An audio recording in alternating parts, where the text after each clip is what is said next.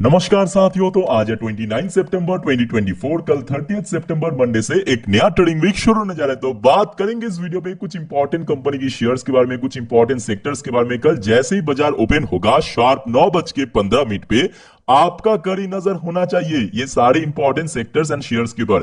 दोस्तों, ये सारे शेयर्स में ना अगर ठीक ठाक चला थोड़ा सा करेक्शन यानी गिरावट हो सकता है फॉर सम रीजन। आइए आप एक एक करके देख लेते हैं कंपनी यानी शेयर्स का नाम और उसके पीछे का क्या वजह है।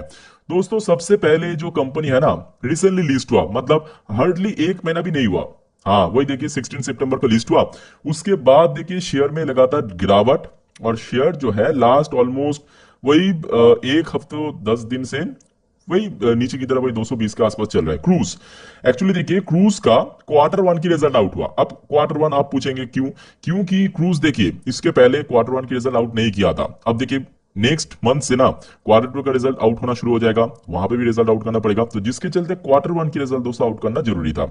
और फ्राइडे के दिन एक्चुअली बाजार क्लोज हो जाने के बाद क्रूज लिमिटेड की रिजल्ट आउट हुआ और रिजल्ट दोस्तों इस बार थोड़ा सा डिसअपॉइंटिंग था। मैं आपको थोड़ा दिखाता हूं, फटाफट आप देख लीजिए। ये हो गया जून 2023 का नंबर। टोटल इनकम कंपनी का था लास्ट ईयर की मैं बात कर रहा हूं 143 करोड़ रुपए, जो कि इस बार लगभग वही 3 करोड़ के आसपास इंक्रीज हुआ। पूरा 3 करोड़ भी नहीं, वही 146 करोड़ के आसपास, जो कि क्वार्टर ऑन क्वार्टर बेस पे गिरावट हुआ 183 करोड़ से गिर के 146 करोड़।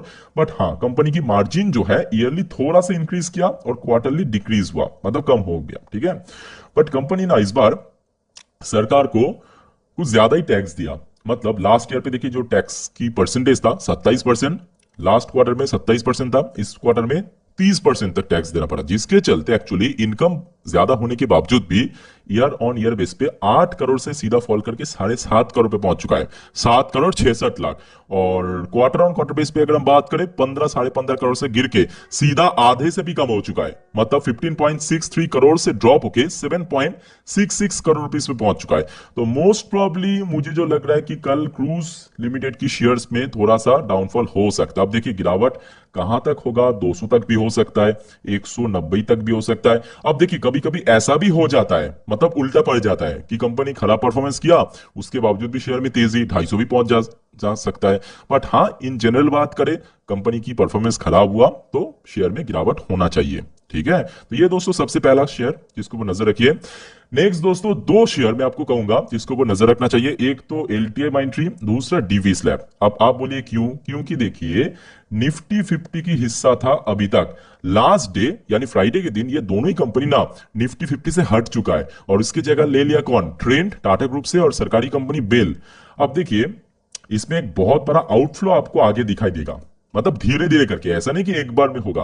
अब देखिए यहाँ पे आप लोगों ने देखा होगा डीवी स्लैब की शेयर लास्ट डे पॉजिटिव में क्लोजिंग दिया। और एलटीआई एंट्री की बात करें, यहाँ पे भी कोई बहुत बड़ा गिरावट तो एटलीस्ट नहीं हुआ था ना, बट आउटफ्लो आपको धीरे धीरे करके दिखाई देगा। जैसे कि आप देख लीजिए, जब क्या नाम तो उसका, श्रीराम फाइनेंस आया था ना, उसकी जगह जो एक शेयर बाहर गया था, नाम उसका मुझे इमीडिएटली याद नहीं आ रहा है, उसके बाद देखिए शेयर में कितना गिरावट हो चुका था, है ना।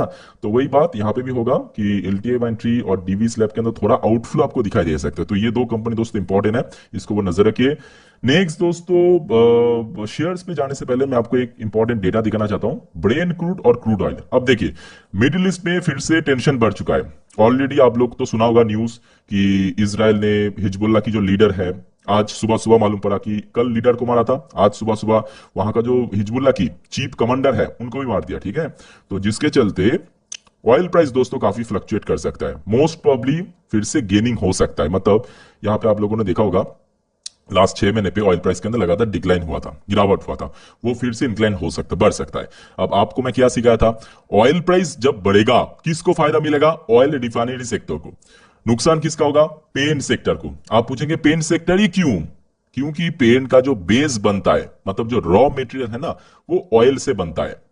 ठीक है, तो जिसके चलते ऑयल प्राइस अगर फ्लक्चुएट कर गया पेंट सेक्टर में दोस्तों फिर से गिरावट हो सकता है। देखिए मैं आपको फुल प्रैक्टिकल एग्जांपल देता हूं, यहाँ पे कोई भी मन गढ़ंत कहानी नहीं है। लास्ट 6 महीने पे हमने क्या देखा, ब्रेन क्रूड के अंदर इतना गिरावट, और लास्ट 6 महीने पे आप देख लीजिए ये देखिए, आपको समझ आ रहा है ना किसके साथ क्या कनेक्शन है। सेम चीज अगर आप बर्जन पेन की शेयर भी देखेंगे, ये देखिए लास्ट कुछ महीनों पे कहां से कहां पहुंच गए। इसके पीछे रीजन बेसिकली यही है, ऑयल प्राइस के अंदर जैसे गिरावट हुआ, पेंट सेक्टर में तेजी। ठीक है, अब क्योंकि देखिए फिर से मिडिल ईस्ट में टेंशन बढ़ चुका है, तो मोस्ट प्रोबेबली ऑयल प्राइस बढ़ सकता है, तो उसके ऊपर डिपेंड करेगा। तो कल सुबह मैं कहूंगा कि पेंट सेक्टर डिपेंड करेगा ऑयल प्राइस के ऊपर, तो इसके ऊपर थोड़ा ट्रैक कर लेना पहले। ठीक है, ओके नेक्स्ट दोस्तों, इंपॉर्टेंट शेयर आपकी पीबी फिनटेक लिमिटेड। अच्छा, PB fintech limited last day वही 3% नीचे आके क्लोजिंग दिया। अच्छा, उसके साथ साथ एक और इंपॉर्टेंट अपडेट है, कुछ ब्रोकरेज ने एक्चुअली इसको डाउनग्रेड किया था लास्ट डे, मतलब फ्राइडे बाजार क्लोज हो जाने के बाद, तो जिसके चलते एक इंस्टेंट इंपैक्ट आपको दिखाई दे सकता है। वैसे अगर देखा जाए एक लॉस मेकिंग कंपनी, सॉरी इसके पहले लॉस था, last quarter actually sorry company का बढ़िया था। ठीक है, तो जिसके चलते हमने देखा कि शेयर थोड़ा थोड़ा गेनिंग कर रहा था लास्ट 6 महीने पे, अगर आप देखेंगे थोड़ा गेनिंग कर रहा था, बट उसके पहले की बात करें, शेयर तो जब तक लॉस में था इसमें गिरावट ही चल रहा था। ठीक है, तो इसको थोड़ा नजर रखिए, बिकॉज बहुत सारे ब्रोकरेज ने इसको डाउनग्रेड किया।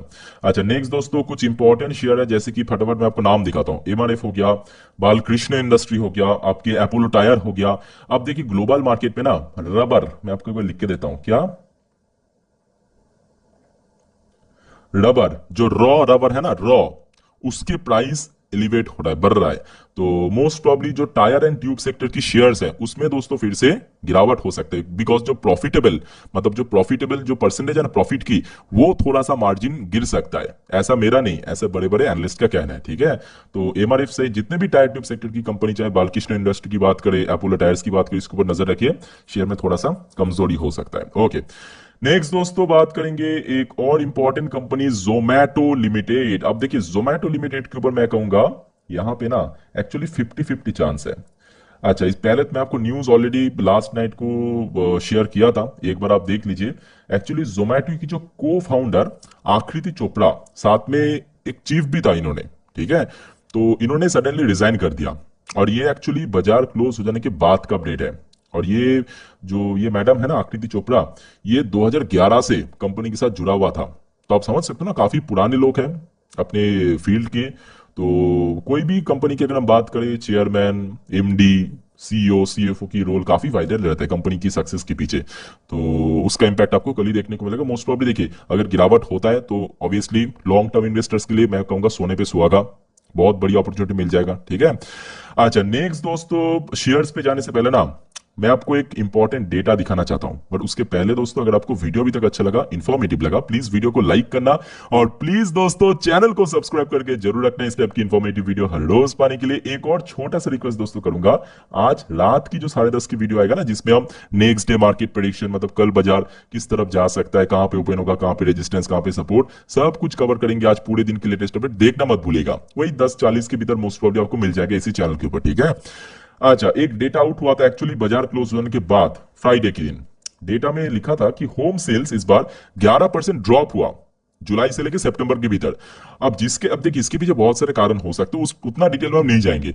होम सेल ड्रॉप होना मतलब जो पर्टिकुलर इस सेक्टर में काम करने वाली कंपनी, जैसे कि डीएलएफ लिमिटेड, ठीक है, जैसे कि आपका लोधा या मैक्रोटेक डेवलपर लिमिटेड, ये सारे शेयर की मतलब या कंपनी की फाइनेंशियल जो ग्रोथ है वो थोड़ा सा स्लो डाउन हो सकता है, और जिसके चलते कल इसके ऊपर भी नजर रखा, शेयर में थोड़ा सा कमजोरी भी रह सकता है। ठीक है, अच्छा नेक्स्ट दोस्तों इंपॉर्टेंट शेयर हो गया आपका महानगर गैस लिमिटेड। अच्छा, महानगर गैस लिमिटेड क्यों, पहले मैं आपको बता देता हूं। एक्चुअली सडनली न्यूज आया था एलआईसी, अब देखिए एलआईसी कोई छोटा मोटा कंपनी थोड़ी ना है, इंडिया का लार्जेस्ट इंश्योरेंस सेक्टर की कंपनी। एलआईसी ने अपना स्टेक रिड्यूस किया, वो भी ओपन मार्केट में, जिसके चलते हमने देखा लास्ट डे, ये देखिए सडनली एंड के समय ध्यान से देखना, 3 बजे तक ऑलमोस्ट सेम था प्राइस। ठीक है, थोड़ा कमजोरी था बट सेम था, सडनली गिर गया एकदम सीधा नोज ड्राइव, और ये नोज ड्राइव दोस्तों आपको कल तक भी दिखाई दे सकते हैं कंटिन्यूअसली, क्योंकि अंत के समय हुआ था। ठीक है, तो ये दोस्तों कुछ इंपॉर्टेंट कंपनी, आप देखिए इसको छोड़ के ना कुछ इंपॉर्टेंट इंडिविजुअल शेयर्स है जिसका वेटेज एक्चुअली निफ्टी 50 में काफी ज्यादा है, जैसे कि इन्फोसिस हो गया। देखिए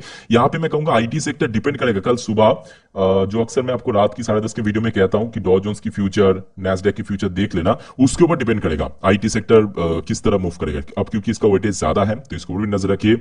उसके बाद ऑब्वियसली देखिए बैंक निफ्टी एक्चुअली काफी चल चुका है, खास करके बड़े बैंक्स आप लोगों ने नोटिस किया होगा, HDFC bank, ICICI bank, Kotak, Axis, SBI, ये काफी चल चुका है। चलने के बाद अभी थोड़ा सा प्रॉफिट बुकिंग हो सकता है, जैसे कि लास्ट डे भी अब देखिए ये सारे बैंक में प्रॉफिट बुकिंग हुआ था, ठीक है।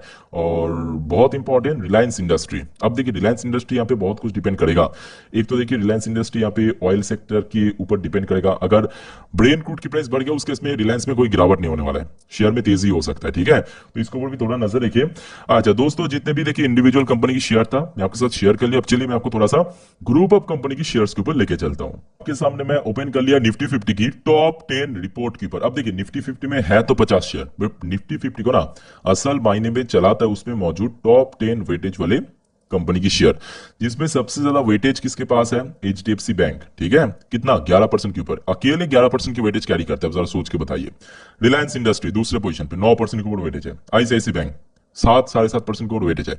उसके बाद देखिए, ये तो आपका टॉप 3 हो गया, वेरी वेरी वाइटल। उसके बाद देखिए इन्फोसिस हो गया, आईटीसी हो गया, टीसीएस हो गया, एलटी हो गया, लैटसन टूडो, भारतीय Airtel, axis bank, state bank of India, ठीक है। ये जो टॉप 10 है इसके ऊपर नजर रखिए। उसको छोड़ के अगर हम सेक्टरल वाइज देखा जाए, सेक्टरल वाइज भी देखिए फाइनेंशियल सर्विस सेक्टर, जिसके अंदर आपका banks and non banking sector यानी एनबीएफसी इंक्लूड हो जाता है, 32.60% की वेटेज कैरी करता है अकेले। आईटी की बात करें, इंफॉर्मेशन टेक्नोलॉजी 14.17% की वेटेज कैरी करता है। उसके बाद oil gas and consumer fuel sector में भी 11.97% की वेटेज है। तो ये 3 दोस्तों इंपॉर्टेंट सेक्टर, और बाकी जो वेटेज वाली शेयर मैं आपको दिखा दिया। बाकी देखिए और कोई डाउट्स है इससे रिलेटेड कमेंट करके पूछिए। अच्छा एक और बात मैं बोलना भूल गया, जैसे कि देखिए इस वीडियो में हम लोग क्या चर्चा किया कि देखिए जो सारे कंपनीज या जो सारे सेक्टर्स आपको कल नजर रखना चाहिए जिसमें कल गिरावट हो सकता है मोस्ट प्रॉब्ली, ठीक है। तो इसके बाद का जो वीडियो मैं अपलोड करूंगा ना, उसमें हम डिस्कस करेंगे इसका ऑपोजिट, मतलब कुछ ऐसे इंपॉर्टेंट सेक्टर्स एंड कंपनी की शेयर जिसमें कल तेजी हो सकता है फॉर सम रीजन, ठीक है। तो वो वीडियो भी देखना मत भूलना। तो इस वीडियो को वाइंड अप करता हूं, मिलते हैं नेक्स्ट वीडियो पे, तब तक के लिए टेक केयर, बाय बाय, जय हिंद।